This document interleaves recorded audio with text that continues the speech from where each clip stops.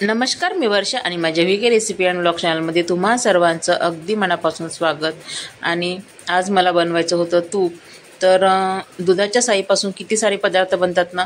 दुधापासून दही लावलं, म्हणजे दुधाला जर विरजण लावलं तर दही बनतं, आणि जी साई येते त्यावरनं लोणी निघतं मग, आणि लोण्यापासून तूप निघतं, तुपापासून पनीर पुन्हा त्याचं जे पाणी उरतं त्यापासून पनीर बनतं, आणि जे तूप बनवतो त्यापासून मलाई उरते किंवा बेरी उरते, त्यापासून आपण लाडू किंवा बर्फी पण बनवू शकतो। इतके सारे पदार्थ बनतात बघा एका वस्तूपासून, जे दुधापासूनच। तर चला तर मग आता आपण सगळ्या वस्तू बनवूया। तर लोणी लोणी नाही, दुधाची साय होती भरपूर, हिमाकडली पण होती आणि माझ्याकडली पण होती। म्हणजे मी अर्धा लिटर दूध घेते आणि हिमा 1 लिटर घेते, परंतु तिची पण 15 ते 20 दिवसाची साय होती आणि 2 डबे भरून होती आणि माझा 1 डबा भरून होता।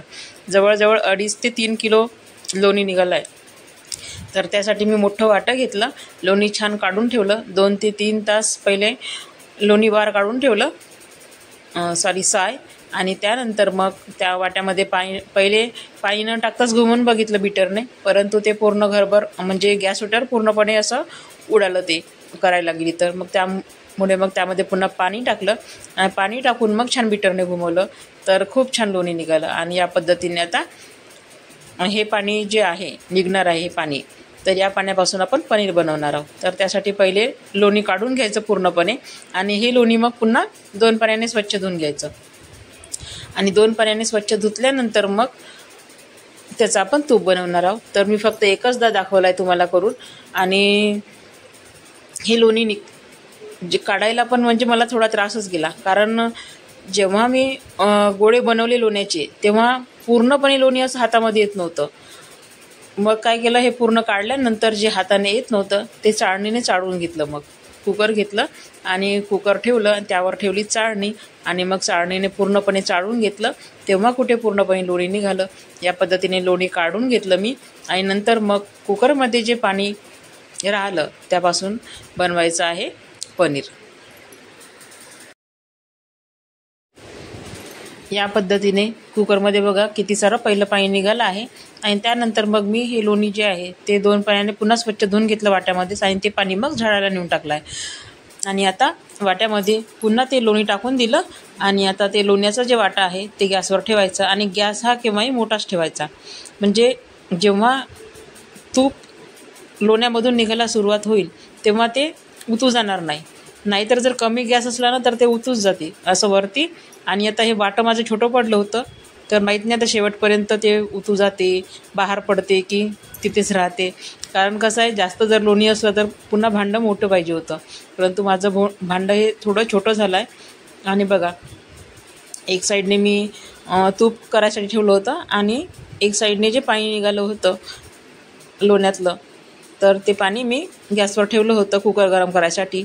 आणि गरम झाल्यानंतर यामध्ये काहीही टाकायची गरज नाही, जर आपोआपच हे पाणी जर फाटलं, म्हणजे दुधाचं पाणी जर फाटलं तर बरं, नाहीतर बघ यामध्ये आपण निंबाचा रस किंवा व्हिनेगर पण टाकून हे पाणी फाडू शकतो, म्हणजे दुधाचं पाणी फाडू शकतो, आणि त्यापासून बनतं पनीर।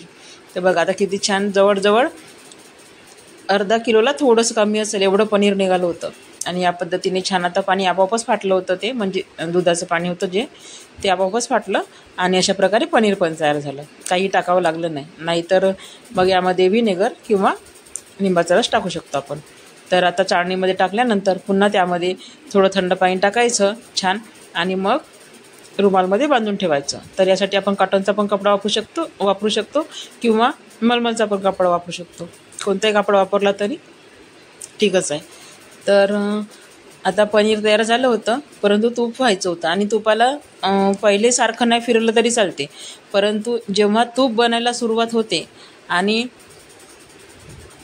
तेव्हा मात्र त्याला सारखं फिरवत राहावं लागतं, कारण तूप हे उतू जाण्याची शक्यता असते, म्हणजे बाहेर सांडण्याची शक्यता जास्त असते। त्यामुळे आता यावर ठेवणार आहे मी एक जाड वस्तू ठेवायची, कोणती पण असो, हाताने पहिले पूर्ण पाणी पिळून घ्यायचं या पद्धतीने, आणि नंतर त्यावर मग मी ठेवला आहे खलबत्ता ठेवला आहे, आपला जो दगडाचा माझा खलबत्ता आहे लसूण जिरं ठेचण्याचा, तो धुवूनच होता माझा छान स्वच्छ, तोच ठेवला। त्यावर जड वस्तू पाहिजे ना कोणती तरी, म्हणून नाहीतर मग कोरपाट पण ठेवू शकतो, पण ते कोरपाट ठेवलं तर मग तो जो कापड आहे तो आपल्याला खाली ठेवावं लागतं गॅस ओट्यावर, त्यामुळे मग मी चाळणीतच ठेवलं आणि त्यावर खलबत्ता ठेवून दिला.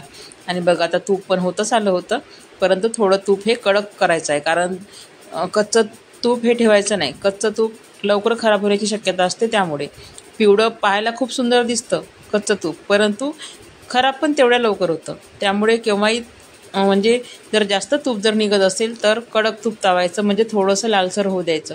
ते तूप तुम्ही कितीही दिवस ठेवला आपण तरी ते खराब होत नाही. बघा या पद्धतीने हे जास्तच तुम्हाला इथे लालसर दिसत आहे, कारण यामध्ये बेरी आहे त्यामुळे, परंतु खूप काही लालसर तूप झालं नव्हतं.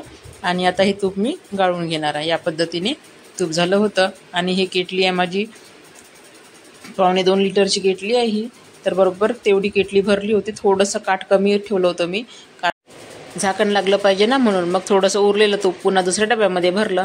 आणि बघा एका दुधापासून किती साऱ्या वस्तू बनतात. साय, दही आणि लोणी निघतं, तूप निघतं, पनीर बनतं, सगळ्या काही एका वस्तूपासून इतक्या साऱ्या वस्तू बनतात. तर कसा वाटला आजचा व्हिडिओ तूप, बेरी, पनीर यांचा, ते नक्की कमेंटमध्ये सांगा. आणि व्हिडिओ आवडल्यास नक्कीच लाईक, शेअर आणि सबस्क्राईब करा. आणि पुन्हा भेटू एका नवीन व्हिडिओसह. तोपर्यंत सर्वांना बाय बाय.